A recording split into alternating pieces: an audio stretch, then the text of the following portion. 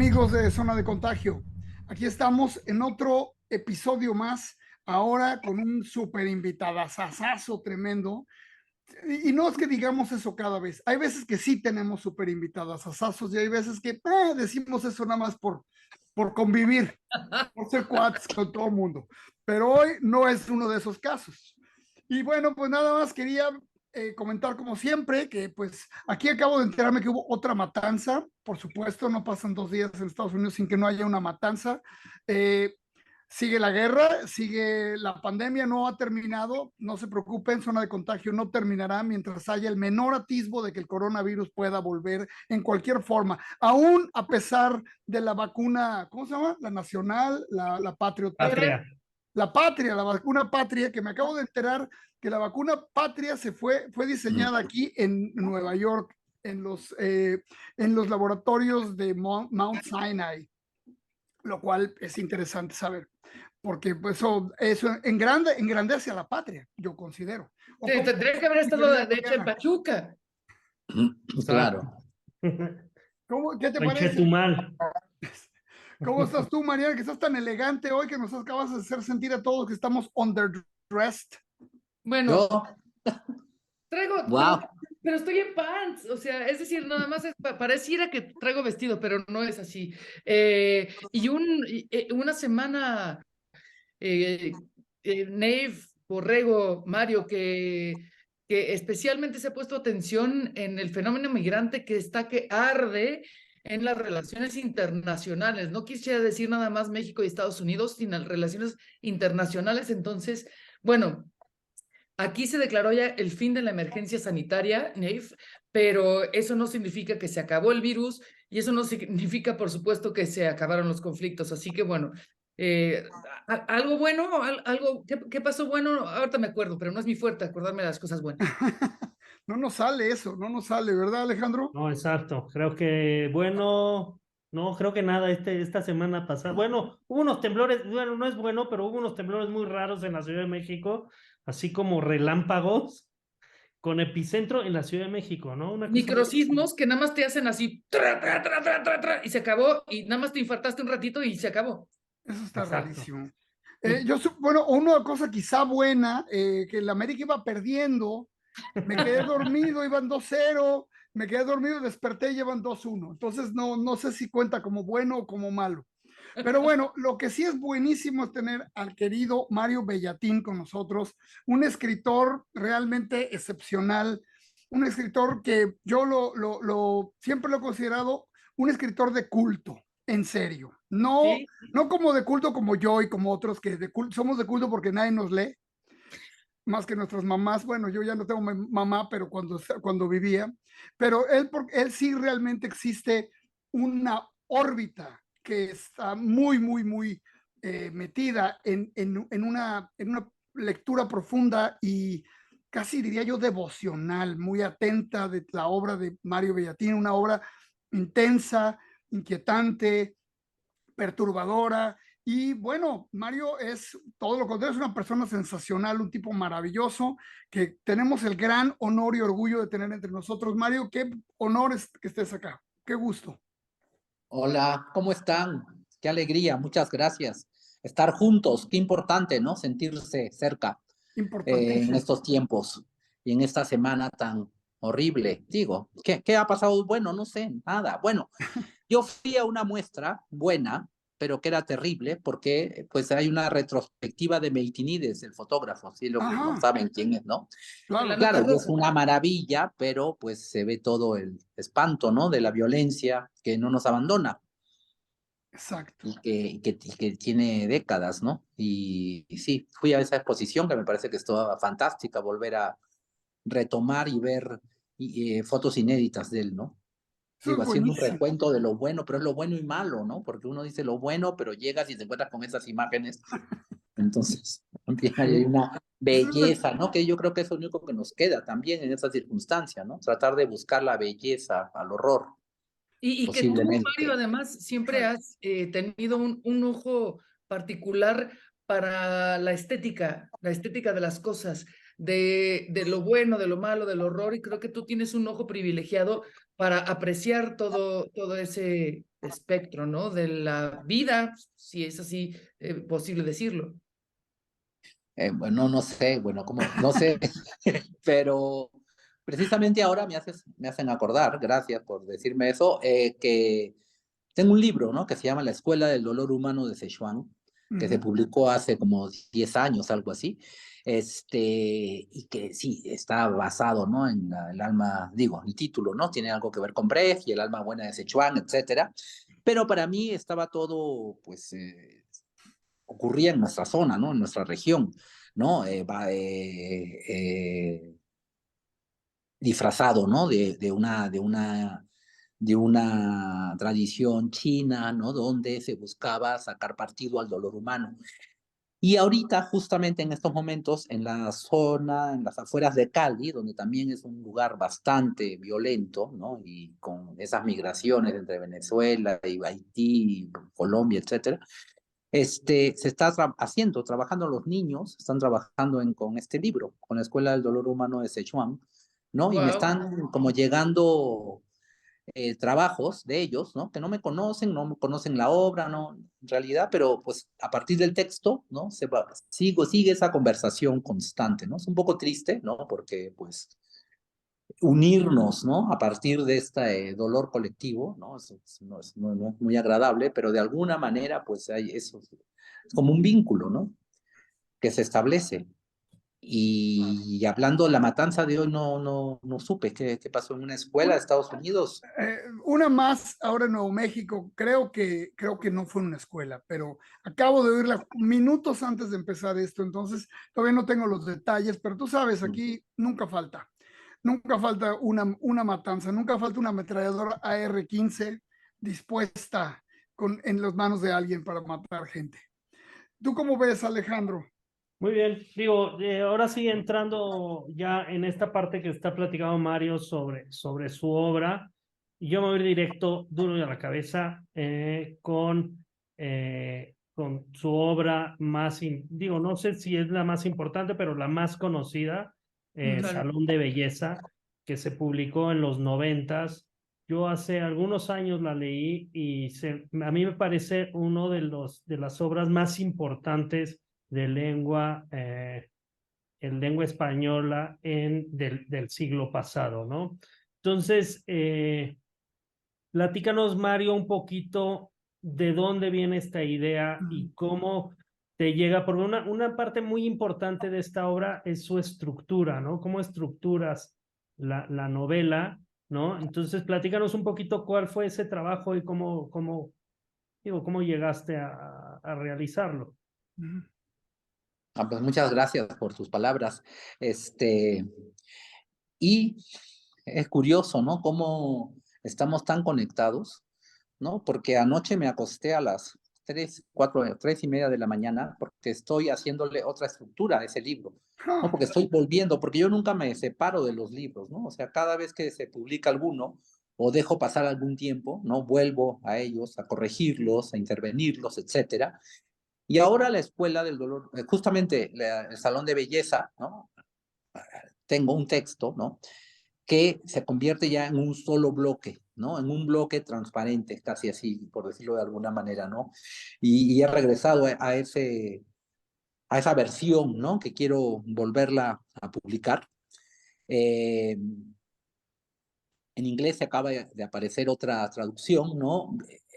De la peste, en virtud del COVID, ¿no? Porque pues en ese libro pues se habla de la peste, ¿no? No, pero nunca se dice cuál peste es, ¿no? Ese es como queda abierto y sabiendo yo cuando lo escribí en los años 90 que pues es una constante universal que iba a venir otra peste y yo nunca he querido pues que mis libros se vayan con el contexto, ¿no? Sino que hablen del contexto, puedan interferir en el contexto, preguntarse por las maneras mucho más profundas, más allá de lo evidente del contexto, pero que lo logre trascender, ¿no? Para mí fue, pues, un triunfo triste, otra vez hablando, ¿no? De triunfos tristes y de qué buenas relaciones a partir del dolor y la violencia, ¿no? Que no creo que sean muy agradables ni muy alegres, pero pues el libro se volvió a publicar y a traducir en inglés a partir de el COVID, porque la escenografía que aparece en ese libro volvió a reproducirse en los estados donde, pues, los antivacunas, ¿no? No sé, sobre todo en Miami. Entonces, en la biblioteca pública de Miami, en una de estas olas del COVID, cuando no se dio abasto, ¿no? El sistema de salud, se abrieron las puertas de la biblioteca, el sótano de la biblioteca, para que la gente muriera en compañía de COVID, ¿no? Y entonces vi las imágenes y fue realmente muy sobrecogedor para mí ver unas imágenes que no había visto, pues, en los últimos 30 años, ¿no? Sí, ese libro se publicó en el 94, 96, lo escribí en el 94.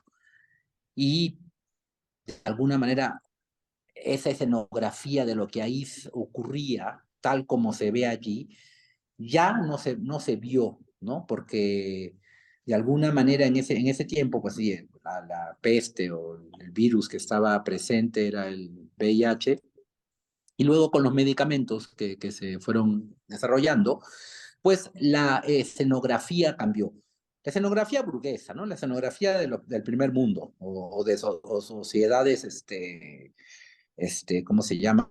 Civilizadas, por decir de alguna manera, occidentalizadas, ¿no? Porque yo creo que no es que vino una peste a reemplazar otra, sino que conviven, ¿no? Porque yo siento que el SIDA, por ejemplo, el VIH, sigue presente y creo que peor que antes, ¿no? Porque ya no está bajo los reflectores que estuvo en los años 80, 90, ¿no? Sino que sigue atacando, pues, a sectores que supuestamente no estaban bajo ese reflector, ¿no? A mujeres, sobre todo. Me parece muy extraño, ¿no? Que no se tome conciencia, ¿no? Sobre todo frente a las mujeres, ¿no? Como que no se les considera como parte de ese síndrome, ¿no? No sé, a veces hago una encuesta así primitiva, personal, ¿no? De cuántas mujeres con estudios superiores, con doctorados, etcétera, conocen, por ejemplo, la existencia de la pastilla del día siguiente, no la anticonceptiva, sino para no infectarse, ¿no? Del VIH.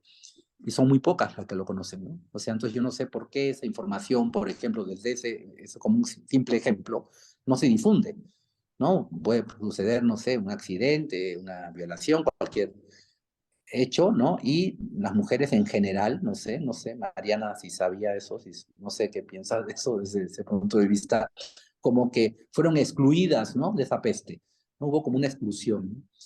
Y bueno,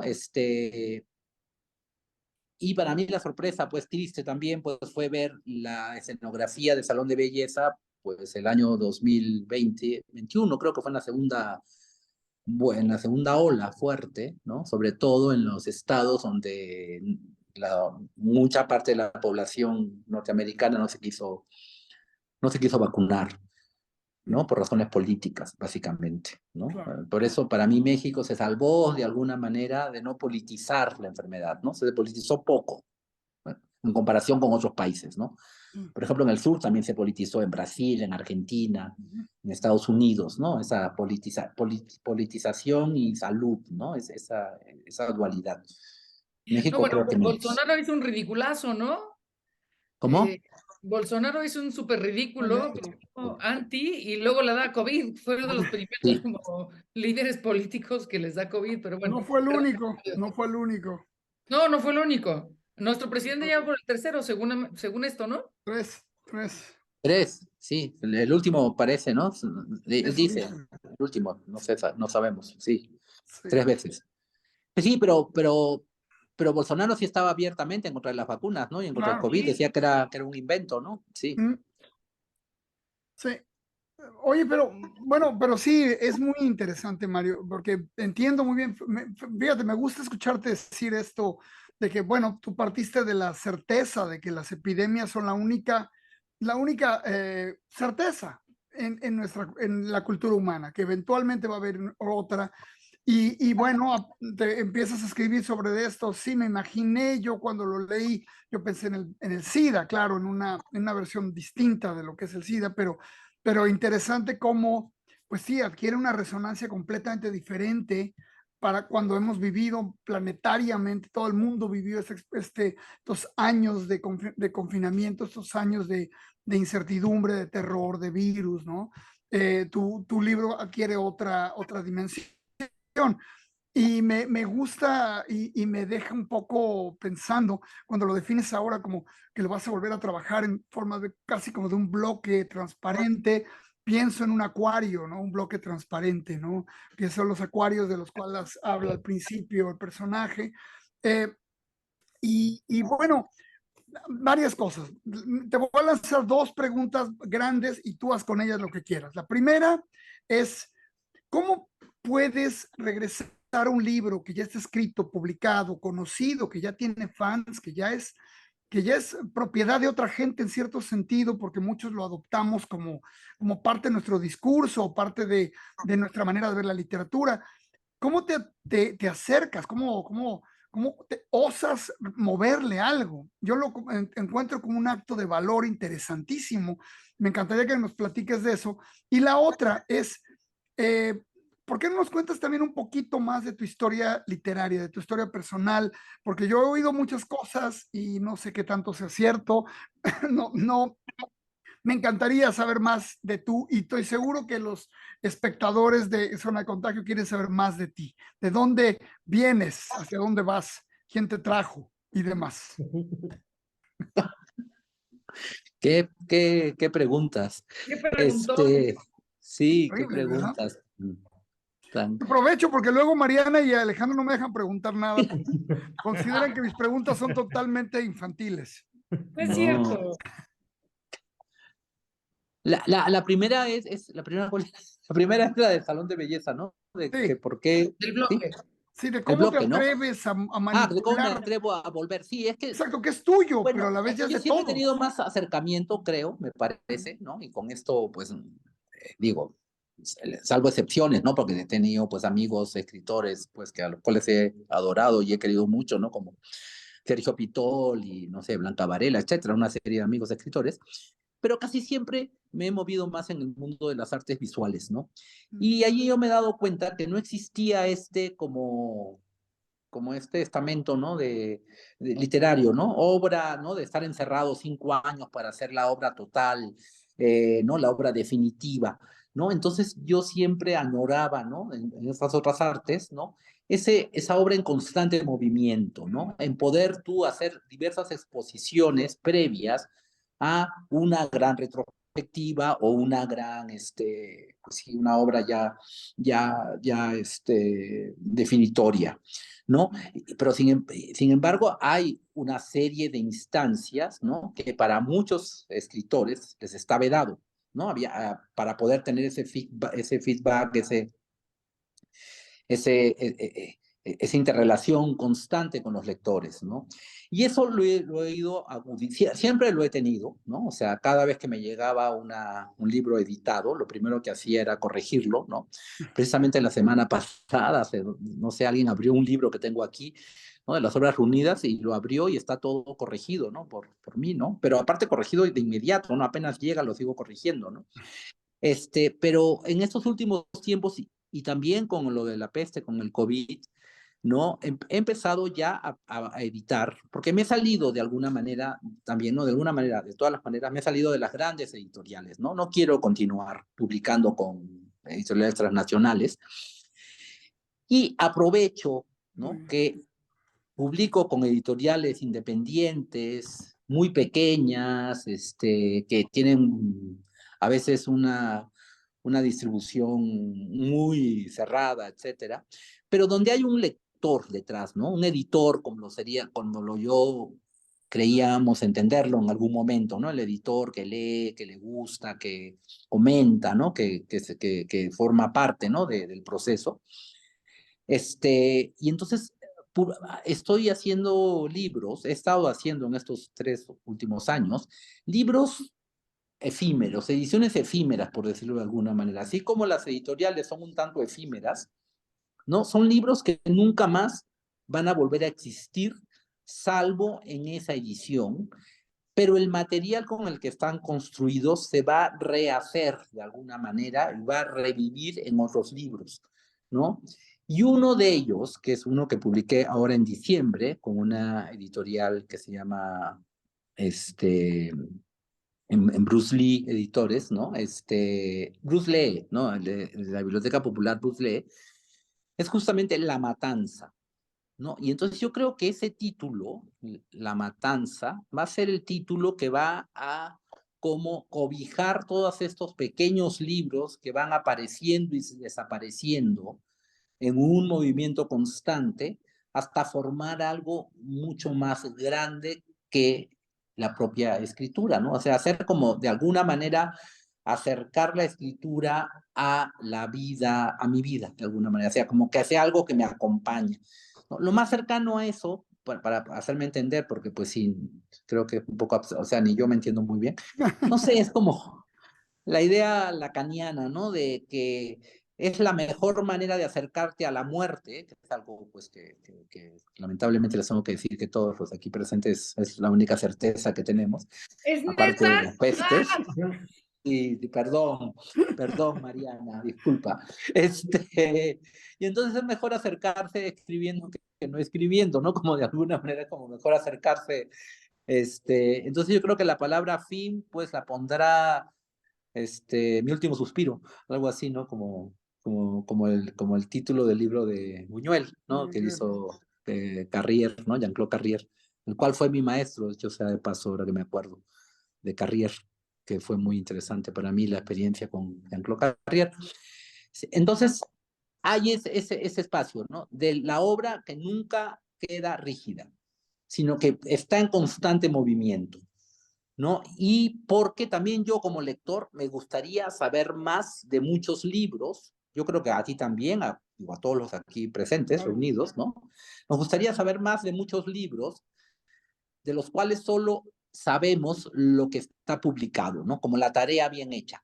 Pero si nos quisiéramos saber qué pasó detrás, los entretelones, los borradores, las búsquedas, etcétera, ¿no? Por eso a veces también el trabajo del archivo es bastante interesante, ¿no? A veces cuando un autor nos interesa mucho, ¿no? Acudimos a las cartas, a los archivos, ¿no? Kafka es un ejemplo, ¿no? Interesante de eso, ¿no? De buscar en las cartas, de buscar en los diarios, de buscar en otros lados, ¿no? Algo que de alguna manera amplíe, ¿no? La obra en sí misma, ¿no? Que ya fue fantástica de por sí. Entonces, un poco hacer evidente eso, ¿no? Yo creo que siempre ha habido, cuando tú me dices la valentía y atreverme a, siempre ha habido como esa idea, ¿no? De que eso ya es un texto sagrado, ¿no? La sacralización del texto y dejarlo como un momento, eh, congelado, ¿no? Y luego de mí, pues no sé, como habría dicho Martín Adán cuando le preguntaron si quieres saber de mí, joven literata, váyase a mirar al mar.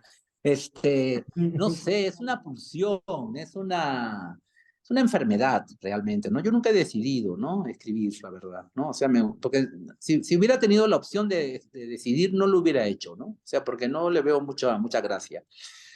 La única sentido que le encuentro es solo ver a quien quiero ver, ¿no? Por ejemplo, ahorita quiero estar con ustedes, ¿no? O sea, no tengo obligación de estar en un lugar donde no quiero estar. Eso es a lo máximo, tratando de dar 1000 vueltas a las preguntas de haber dedicado 60 años, 50 años de mi vida a escribir todos los días, es para eso, para no ver a quien no quiero, ¿no? Parece poco, ¿no? Pero es bastante. No, es grandísimo, es grandísimo. No ver a quien no quiero, ¿no? Es así como... Y pues surge de una pulsión, no surge de una elección, ¿no? A los 10 años, una máquina de escribir, que yo creo que ya lo escribí en 1000 sitios eso, ¿no? Una máquina que aparte, curiosamente, yo no soy, yo, no tengo ningún culto por los objetos, no hay nada, aquí en mi casa está vacía, hay esa ventana solamente. De pronto esa máquina de escribir que encontré el año 70, que era una máquina Underwood portátil, ¿no? Sí, del año 15, pues de pronto a los 9 años empecé a teclear ¿no? Y fue como un verdadero nacimiento, ¿no? O sea, hubo dos nacimientos para mí, yo creo. Bueno, el mío, que no me acuerdo, obviamente nadie se acuerda, mejor no acordarme. El otro fue cuando aprendí a leer, que no me di cuenta que estaba aprendiendo a leer. Y el otro fue cuando vi mi letra impresa en esa máquina de escribir. Con un dedo, ¿no? Empecé y ver que yo había hecho esa letra impresa, ¿no? Era como que yo tenía importancia en el mundo, ¿no? Como que yo ahí tenía existencia.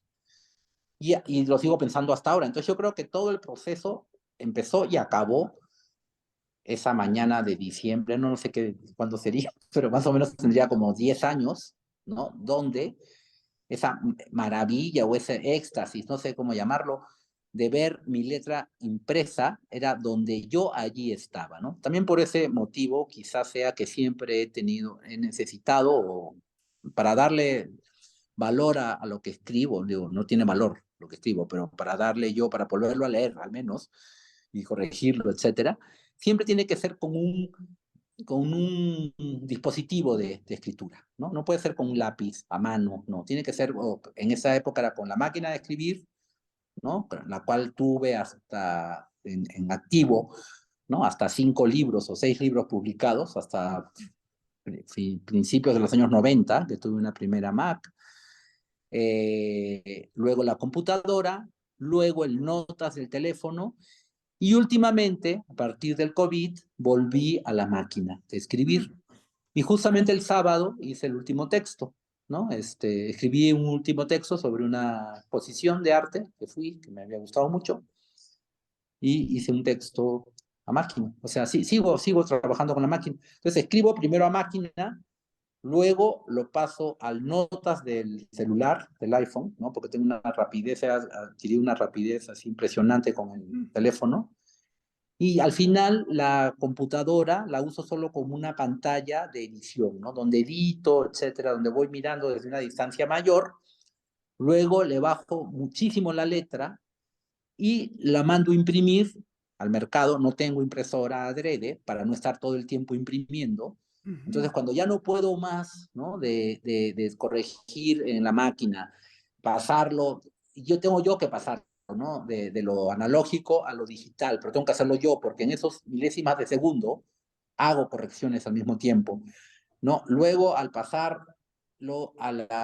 leerlo ya en la pantalla de la computadora y hacer ciertas modificaciones, es otra lectura. Luego achico mucho la letra y voy al mercado, ¿no? Así, aquí que queda al lado de mi casa, y mando a imprimir los textos para empezar de nuevo a corregirlos una vez que los veo impresos como si fueran de otra persona, ¿no? O sea, siempre es mi búsqueda es totalmente de no ser yo, ¿no? O sea, así como yo descubro cuando soy niño y hasta ahora, ¿no? Que ese que escribe no soy yo, esa letra impresa no puede ser yo porque yo no tengo ningún valor, ni tengo, no importo, pero eso tal vez importe, ¿no? Tampoco pienso que se importe, pero para mí de alguna manera importa porque me llama la atención, ¿no? Ya, y eso es importante, ¿no? Entonces siempre trato de cómo tratar de verlo como si fuera ajeno,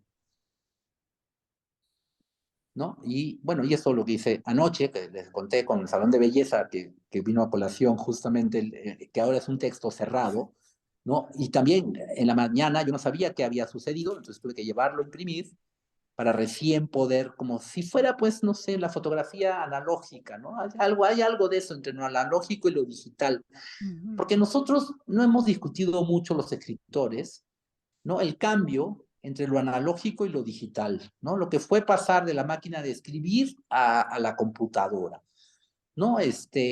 Hubo una cierta discusión, me acuerdo, pero que duró muy poco, ¿no? Fue así como algo menor, ¿no? Y rápidamente todo el mundo escribió en computadora y la gente piensa que es lo mismo, y no es lo mismo, ¿no? Hay un cambio bastante grande entre escribir a máquina, escribir en una computadora, en un teclado, o escribir en un teléfono, ¿no? Entonces sí cambia toda una percepción, y en ver las maneras como uno lo imprime también, ¿no? Entonces hay como un proceso larguísimo que hace posible para mí, ¿no? El hecho de que la escritura se mueva todo el tiempo.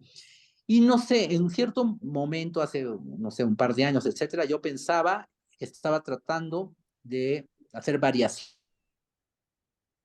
¿no? Así como se hace en la música, en el dibujo, ¿no?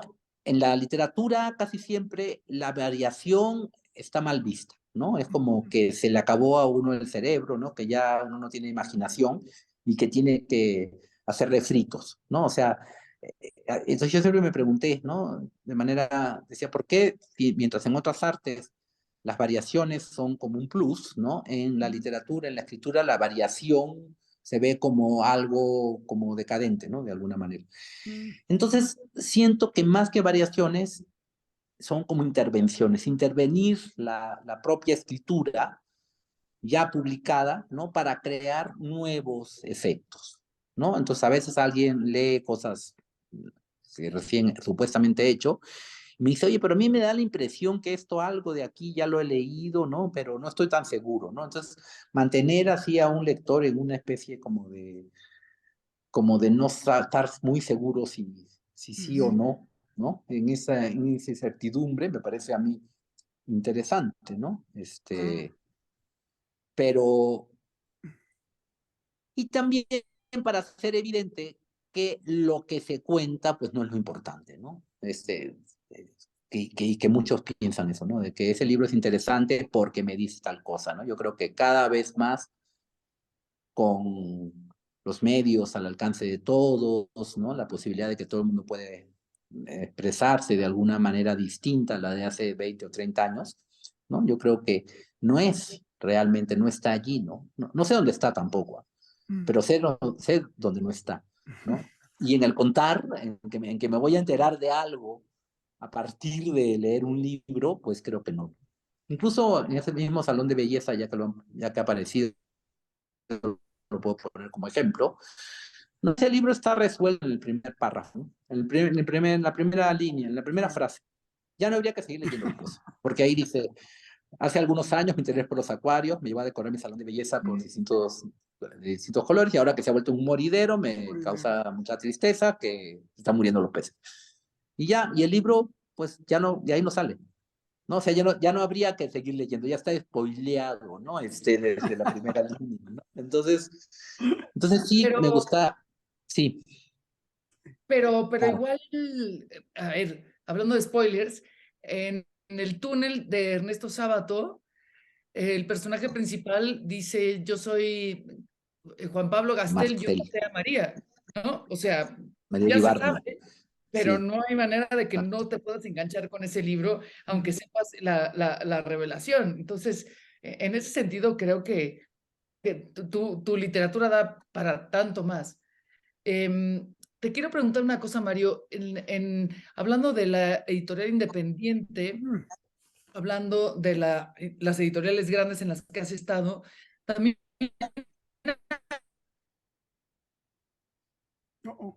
hay un así como de híbrido, Te sí, perdimos un súper poco, Mariana. novedoso ¿Puedes y me Perdimos un gustó repetir? poquito, Mariana. muchísimo.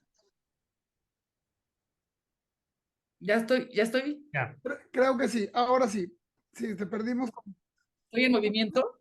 sí. Ya, Eh, de una especie como de híbrido, estaba yo diciendo, de la editorial independiente y de tu trabajo, que es en la fusión que hiciste con Ricardo Liniers. Me gustaría que nos platicaras de ese trabajo de tu narrativa junto con la ilustración de Liniers.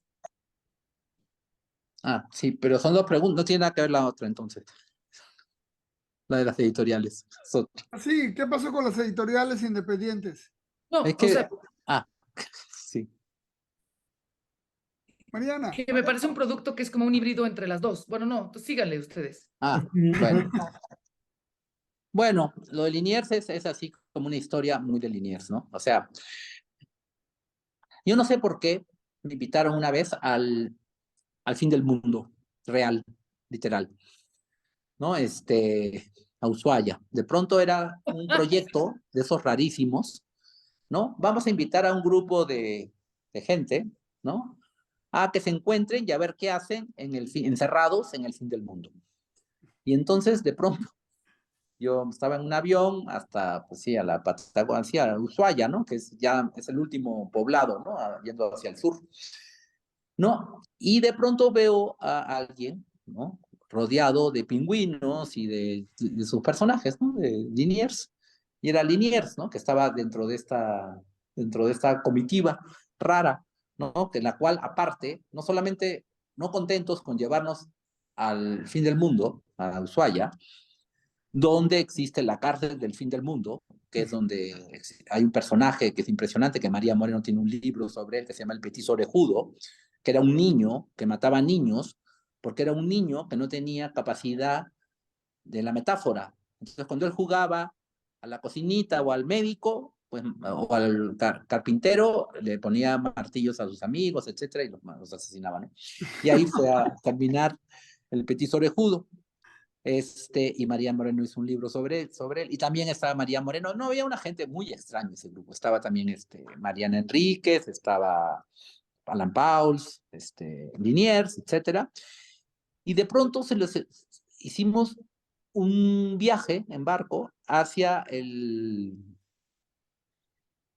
allá, hacia el Estrecho de Magallanes casi, ¿no? O sea, era como más, váyanse más allá de más allá de más allá, ¿no? Era así como, habían como tres arcoíris al mismo tiempo, la luna aparecía, el sol, no, era como otro universo, y yo con Liniers al lado, ¿no? Y de pronto, pues allí fue que surgió, dijimos, no, no puede ser que nos hayamos venido a encontrar aquí, ya que tú me encuentras rodeado de mis personajes, ¿no? Porque Liniers y sus pingüinos y todos estos personajes fantásticos, ¿no?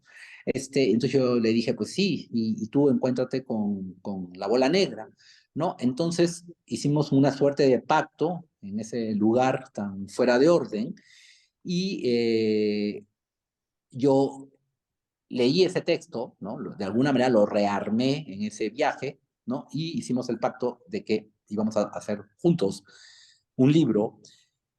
Pero lo más curioso es que era un libro que nunca acababa. Ese fue un libro larguísimo, ¿no? Que se demoró muchos años en hacerse. Y Liniers manda cartas, pero también como historietas. O sea, Liniers no escribe cartas normales o correos, ¿no? Él manda las cartas en forma de historieta que sale al final de la edición, las cartas que él me mandaba, no como para calmarme un poco, yo creo, ¿no? O sea, no para calmarme porque no estaba alterado, sino para decir, espera, paciencia, ¿no? Que sí vamos a sacar adelante este libro. Y lo que me pareció maravilloso de Liniers en esa experiencia fue que apareció un nuevo dibujo, ¿no? Un dibujo muy distinto, ¿no? Un dibujo hiperrealista, un dibujo que yo no pensaba que Liniers tenía también escondido, ¿no? Entre una de sus tantas maravillas. Y el formato es justamente la conferencia que yo di allí en el fin del mundo, al lado de la cárcel donde murió el famoso Petit Orejudo, que era un niño asesino, que aparte tenía unas orejas inmensas, por eso le decían el Petit Orejudo, y en ese tiempo, que era el tiempo de los médicos que veían, ¿no? Por las características físicas, ¿no? El mal en cada quien, llegaron unos médicos y le cortaron las orejas porque decían que en las orejas estaba el mal de ese niño, ¿no? Porque ese niño, ¡Mierda! y entonces ahí estaban las fotos, entonces todo está fuera de orden. Y es un poco, hace un rato me preguntaron, ¿no? Tú misma, Mariana, me dijiste que yo estaba como tratando de darle forma a esos lugares, ¿no? A esos espacios, a esas situaciones, pero es que se presentan de una manera y no se pueden dejar pasar, ¿no? De largo. O sea, ¿cómo podemos estar yo junto a Liniers en un lugar tan fuera de orden, al lado de fotos gigantes de un niño con las orejas cortadas, con el grupo de médicos con las orejas así enseñándolas, tratando de demostrar que ya les habían extirpado el mal al niño porque tenía esas orejas gigantescas? Y esto parecería pues una ficción de la ficción de la ficción, pero Sí. está registrado. Pues busquemos en Google Petit Orejudo, Ushuaia, fin del mundo, y ahí está toda esta historia registrada. Pues lamentablemente en las orejas no estaba el mal, porque ese niño, que ya se convirtió en un joven, pues terminó siendo asesinado por sus compañeros de cárcel, porque esa cárcel está pues en unas condiciones espantosas. Imagínense el frío que hay allí, las condiciones climáticas, etcétera, y los presos tenían un gatito, entre todos, pero y cuando le tocó la cocina al niño orejudo, no se le ocurrió una mejor idea que meter al gato al horno, y como chiste, y todos los presos lo lincharon, ¿no? Y así terminó la historia de Tito Orejudo. Sí, ¿Qué historia? bueno, ¿para qué preguntan, pues? ¿Qué El niño se culpa llamaba tengo? Ustedes me Cayetano preguntan. Santos Godino, Buenos Aires, 31 de octubre, 1896. Lo acabo de googlear. Ahí Mira está, nada ¿ves? El más, Tito historias. Orejudo. ¿Para qué Claro, pero no es que preguntamos? conocí a Liniers en una feria de Guadalajara y ahí después, no, era allí junto al Petit Orejudo, en un barco, o sea, todo tiene que ser así como fuera Del de fin del orden. mundo. Qué bueno, qué buena historia. Sí, Alejandro, ¿tú quieres No, preguntar no, algo? adelante, Nate, tú. Bueno, mira, hay varias cosas que me salen de aquí. Lo primero es que yo quiero continuar lo que empezó Mariana y preguntarte de las editoriales que muy bien defines como transnacionales. Estos grandes consorcios que son como vorágines que devoran editoriales pequeñas y que se dedican a eso. Su negocio es tragarse a otras editoriales y impedir el negocio de otros, básicamente, ¿no? Entonces, bueno, las razones por las cuales uno no quiere estar ahí, pues son sobreentendidas. Sin embargo, me encantaría escucharte a ti hablar un poco de por qué después de tantos años, yo sé que has tenido experiencias muy desagradables con algunos de ellos, pero ¿qué nos dirías de las editoriales, estas editoriales pirañas, no pirañas, editoriales tiburón que se dedican a comerse a las demás? Una ambición depredadora, pero no creadora, no procreadora. sí, bueno, eh, lo que yo, mi decisión es una decisión personal, ¿no? O sea, quien quiera seguir con esta, o sea, no tengo nada en contra ni a favor, o sea, que cada quien haga lo que quiera, ¿no? O sea, porque después de cuando uno empieza a decir, no, es que la libertad, es que el arte, la literatura, ¿no? Que puede hacer llegar hasta donde pueda llegar, etcétera, ¿no? Y de pronto uno se convierte también en censor, ¿no? Al tratar Sí. de señalar con el dedo, cada quien haga lo que le parezca.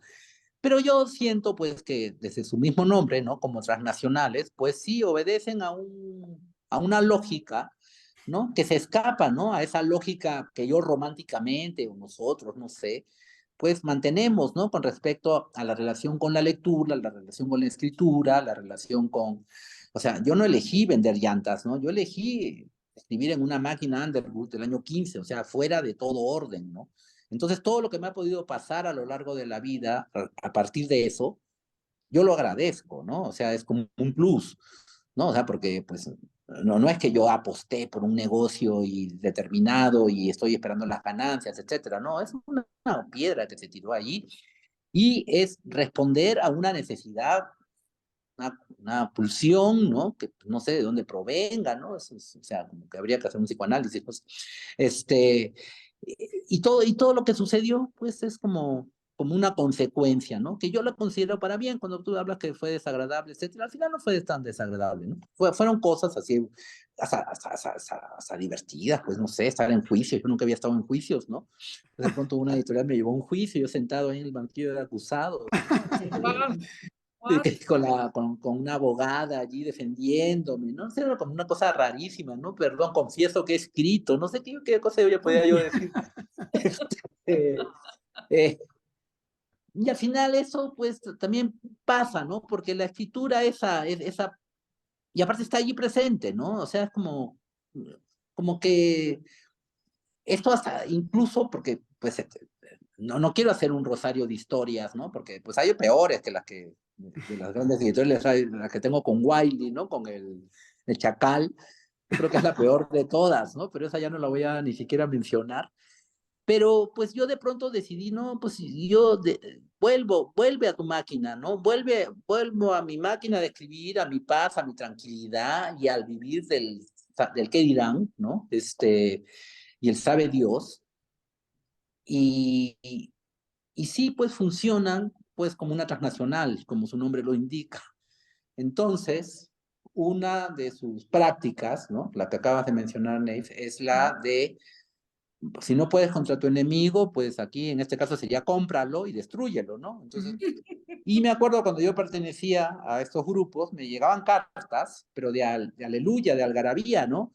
Decían, miren qué maravilla, ahora ya somos 83 editoriales, ¿no? Yo decía, pero qué horror, ¿cómo que no? O sea, y entonces era como darle la vuelta al asunto, ¿no? Con una gran alegría, y yo con una gran tristeza, porque a veces compran editoriales que uno ha seguido, ¿no? Editoriales que realmente tenían una trayectoria impecable, etcétera, y que al momento de ser compradas, pues caen dentro de esta maquinaria en la cual, pues tristemente, los editores, pues son funcionarios, son empleados de una transnacional, ¿no? Y dentro de este mundo editorial, obviamente tengo muchos amigos, tengo muchas personas a las cuales admiro, pero que siento que algunos de ellos pues, quedaron atrapados a mitad de camino, ¿no? Así como hablo de pasar de la máquina de escribir a la computadora, también muchos de ellos, algunos de ellos, ¿no? Que están ahí presentes, ¿no? Que ya no pueden salirse, ¿no? Pobres, empezaron, ¿no? Como editores de la vieja escuela, ¿no? Y de pronto, pues la vida los fue llevando, se fue transformando el mundo y acabaron también, presos en un lugar que es bastante cruel, ¿no? Más que repudio ni nada, es como, los veo que están atrapados en un lugar cruel porque muchos de ellos tienen que dar la imagen, la cara de ser editores a la usanza igual ya pues se acabó ese tipo de editor, ¿no? Dentro del gran mundo, del mundo comercial, quiero decir, no gran mundo no por grande, sino por donde está el dinero, ¿no? Pero ellos tienen que todavía mantener las formas, ¿no? Como que es el editor, el todopoderoso, el que maneja la prensa, el que maneja la publicidad, el que maneja la distribución, etcétera. Y no, porque la forma de conformación de estas empresas es muy cruel, ¿no? Es muy terrible, ¿no? De eso, como funcionan los grandes corporativos, en los cuales, pues, como yo creo que a partir de como está conformada las manadas de lobos, ¿no? No dejan que nadie sobresalga, ¿no? Por encima del otro, ¿no? Entonces el jefe del editorial, el editor, está al mismo nivel o incluso a nivel inferior que el jefe de marketing o el jefe de distribución, etcétera, ¿no? Pero tiene él que dar la cara como si fuera un editor que puede manejarlo todo. Y no, dentro es sí, pues es una transnacional y es una confusión, ¿no? Por ejemplo, no se sabe dónde están los libros muchas veces, porque el gerente del archivo o el gerente de la bodega, por ejemplo, pues también tiene el mismo poder, ¿no? Entonces los ponen adrede, ¿no? Y yo siguiendo la línea de una de ellas, ¿no? Parece Los Simpson, casi un capítulo de Los Simpson, ¿no? Si uno sigue la línea, porque de aquí, de estas transnacionales que pues sí, 70, 80, de aquí se va a España, pero de España se va a Alemania, y de Alemania va a una señora viuda, ¿no? De 99 años, que no sabe ni dónde queda México, ¿no? Que está cerrada, y ella es la dueña de todo, ¿no? Es como un señor Burns, un Mr. Burns, que no sabe ni dónde está. Claro, y mientras tanto en México están peleando uno con el otro, el agente, el editor, ¿no? Devuelvan mis derechos, todo. Y de pronto quien está detrás, es una señora muy, muy mayor que no sabe ni dónde queda México, no, pero es la dueña de todo, ¿no? Porque es como una... Entonces es nada, pues no hay nadie detrás, ¿no? Porque tampoco hay alguien atrás, ¿no? O sea, y eso a veces es lo que a mí me parece, Nef, que es terrible, porque si yo pensara que hubiera una explotación, un abuso, etcétera, en virtud de alguien que estuviera sacando el provecho de eso, de algún modo, para algo, ¿no? Uno diría, bueno, pues hay un sacrificado, pero hay alguien que saca provecho. En cambio, en este juego perverso, yo no sé quién saca provecho, ¿no? Más que los sueldos, pero yo no sé quién saca provecho. No, porque también yo estaría también a favor de que, en fin, que me exploten, que no me paguen nada, no sé, pero que los libros estén en todas partes, o que se lean, o que se muevan. No, hay hay un movimiento ahí que no entiendo, y quiero entender, ¿no? Quiero entender, entonces por eso prefiero cosas, pues sí, que ya entiendo que es una editorial pequeña, que lo hacen con los ahorros, que no tienen para derechos de autor, que no tienen incluso muchos de ellos dinero para enviar ejemplares, ¿no? Que envían a veces con algún amigo que viaja, etcétera, ¿no? Yo a veces de esos libros que he publicado, tengo 2 o 3 ejemplares, uno, no sé.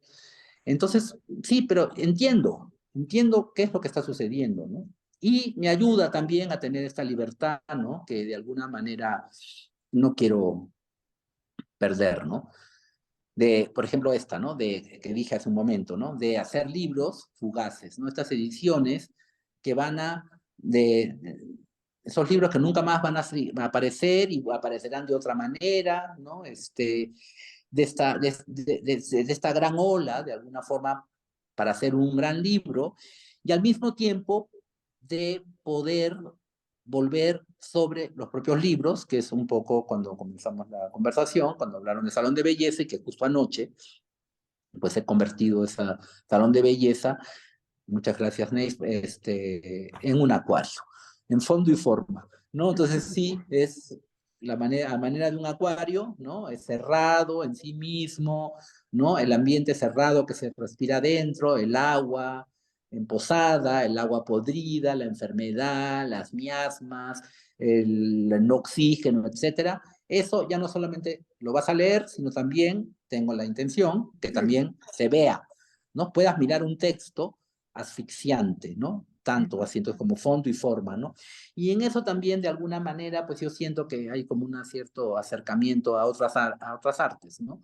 O no es acercamiento a otras artes, porque eso también me hace un poco de ruido, esa cosa de interdisciplinariedad, sino tomar la literatura como un arte más, ¿no? Que yo creo que eso también hemos perdido en cuenta, ¿no? Claro. Cada vez, pero eso ya tiene bastantes años, ¿no? O sea, me acuerdo cuando yo recién escribía, pues había que pasar por un servicio social obligatorio, como en lugar de servicio militar obligatorio, era servicio social obligatorio, ¿no? Un escritor tenía que, ¿no? Se completaba ante esta disyuntiva, ¿no? ¿Es un escritor social o un escritor purista? No sé, una serie de, de instancias, ¿no? Que son falsas, pues nadie puede ser ni comprometido ni purista, no entiendo cómo es en la vida concreta, ¿no? O sea, todos estamos comprometidos y no comprometidos con lo que nos sucede, no sé.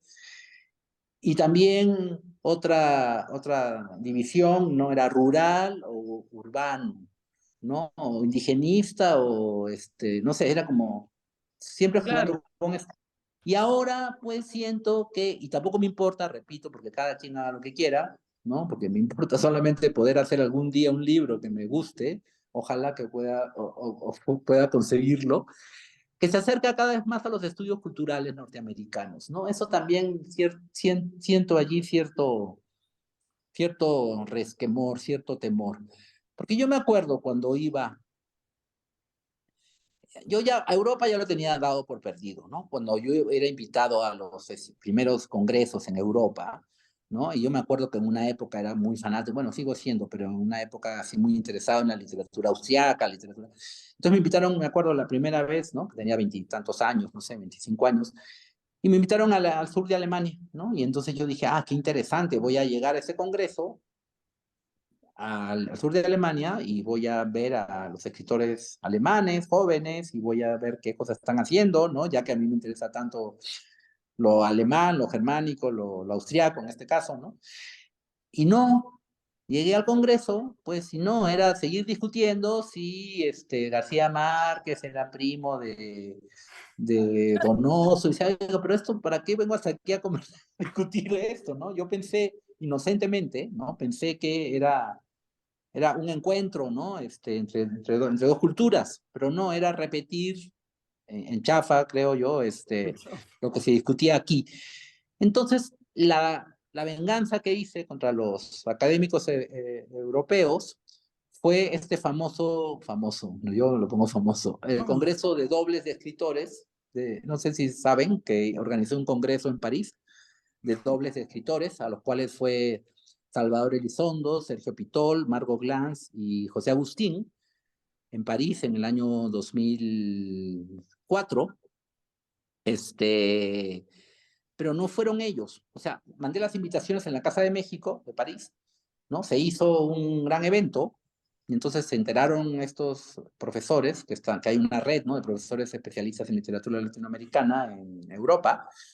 Entonces no podían creer, por ejemplo, que estuviera Salvador Elizondo, pues Salvador Elizondo no, ya no salía de su casa, ¿no? Saben que tenía una vida bastante encerrada, ¿no? Y bastante, pero iba a estar Salvador Elizondo, iba a estar Pitol, iba a estar... Entonces viajaron al centro de donde yo había organizado ese congreso, pero no estaban los escritores, sino estaban los dobles de los escritores, ¿no? Entonces Sergio Pitol era una señora, Vargo Kranz era un estudiante de Derecho, pero no era un chiste barato, sino que este doble había sido entrenado durante 6 meses por el propio autor. Entonces cada uno de esos autores tenía 15 temas reales de los autores, que bastaba que se los preguntaran, que ellos iban a repetir de memoria lo que los autores estaban pensando en ese momento. Entonces cuando estos académicos se quejaron de que habían pedido viáticos, habían pedido permiso en sus universidades, etcétera, para llegar a París, para estar con estos grandes escritores, entonces yo les preguntaba, ¿pero ustedes qué querían? ¿Un autógrafo? ¿Querían ver cómo estaban vestidos? ¿Qué estaban buscando? Porque aquí está el Congreso, realmente, aquí están 40 ideas que ustedes pregunten, que son las que realmente son las que forman parte de, supuestamente, el cuerpo de estudio que ustedes tienen, ¿no? Bueno, eso era lo que pasaba con Europa. Pero en Estados Unidos yo me horrorizaba cuando me invitaban, o cuando fui algunas veces a alguna residencia de escritores, donde las minorías tenían obligatoriamente, ¿no? Y esto lo digo en virtud de lo que dije, la literatura como un arte y la libertad como el primer elemento del arte, ¿no? O sea, si no hay libertad, pues no existe nada. Y de pronto llegar yo y encontrarme con un escritor negro que tenía que escribir de negros, un escritor gay que tenía que escribir sobre gays, un escritor judío que tenía que escribir sobre judíos, y era como una especie de, que ni siquiera, pero ni siquiera lo ponían en tela de juicio, ¿no? Yo les preguntaba, ¿pero por qué tienen que escribir? O sea, si quieres escribir sobre tu abuela negra y tú eres negro, pues sí, Haz lo que perfecto, te dé la adelante. chingada gana, claro. Claro, pero no. Pero ya empezó pero ese bicho empezó a llegar a nuestras literaturas, y eso me preocupa. Porque sí estoy viendo que poco a poco se va insertando algo que no es literatura. Tampoco puedo decirte yo que es literatura. Para mí literatura, pues, ¿qué será? Pues lo que se define en sí mismo, vaya, bajo sus propias leyes de verosimilitud. Pero si ya están ¿no? Anclados, a remolque, a una causa concreta, a una ola de moda, a un hecho social que tiene más que ver con los estudios culturales, pues ahí yo ya pongo, como digo, no sé si me interesa, ¿no? Que cada quien haga lo que quiera, repito, pero que me interese a mí como lector, pues no, sí. Yo nada más daría un pequeñísimo paréntesis a lo que acabas de decir. Yo lo aprendí a la mala, eso que tú acabas de decir, aquí en Estados Unidos, escribiendo sobre cine iraní o del Medio Oriente o checo o polaco, y ofreciendo mis textos en medios estadounidenses para descubrir que no les parecía demasiado improbable. Marciano, ¿qué hace un mexicano con nombre árabe escribiendo sobre checoslovacos? Olvídate, eso no puede ser. Y bueno, y lo entiendes pronto y te das cuenta a lo largo de, bueno, largo de los años que he vivido aquí, queda clarísimo que hay una serie de reglas totalmente étnicas y segregatorias, que además han ido cobrando una nueva forma de manifestarse cada vez que no quiero hablar de la corrección política porque es un término idiota, pero a medida en que queremos ajustarnos para dar voces, o quieren ajustarse a dar voces a las minorías, lo único que hacen es poner en casilleros a la gente que consideran otra. Y es gravísimo. Y sucede todo el tiempo. Y yo creo que en lugar de mejorar con los años, cada vez ha empeorado más. Ahora con lo de las minorías de género, pues ya es terrible, porque O sea, no te puedes atrever a hablar de un género o de una identidad sexual que no es tuya porque eres objeto de ridículo o de linchamiento público. Sí, y es bien importante hablar de eso y qué bueno que lo tocamos. Borre, creo que nos vas a traer la Más pronto, guillotina. creo que Se ya se nos acabó el acabó el tiempo hace tiempo. tiempo. No, digo, No, podemos cerrar esta reflexión, esta última reflexión, pero efectivamente ya tenemos poquito tiempo. Pero sí, efectivamente, y lo que dice Mario, esto de que la creación literaria es una pena que se convierta en una agenda de Sí, qué es Agenda lo que hay política, una agenda política o de claro. corrección política de qué es lo que hay que escribir y cómo hay que escribirlo y quién lo puede escribir, ¿no? Bien. Entonces no sé qué quieran agregar al respecto, ya para Mario, cerrar. y cerramos con este tema. yo solo agradecer a Mario, pero Sí, sí digo, no. Qué rápido se pasó, hablé mucho, perdón. No, está genial, genial. Nos diste Pero sí, una clase de el De proceso locura, de ser un escritor. Está increíble. de locura no, absoluta. muy, muy interesante, pero lamentablemente sí se nos acaba. Pero bueno, venga, Mario, te escuchamos cerrar este episodio tan especial de Zona de Contagio.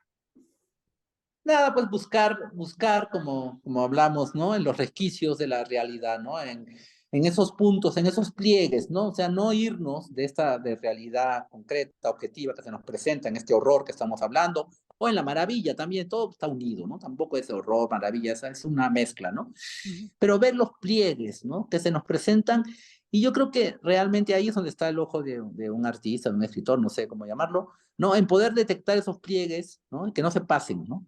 Que no parezcan como cotidianos, ¿no? O sea, como estar ahí atentos y pendientes, ¿no? De esos lugares, ¿no? Donde está lo que no se puede entender, salvo dentro de lo verosímil, que también la realidad nos va jugando todo el tiempo ese tipo de como de trampas, de juegos, ¿no? Y buscar también en autores, pues que en mi caso, ¿no? Que encuentro autores que sí, que realmente se escapan, ¿no?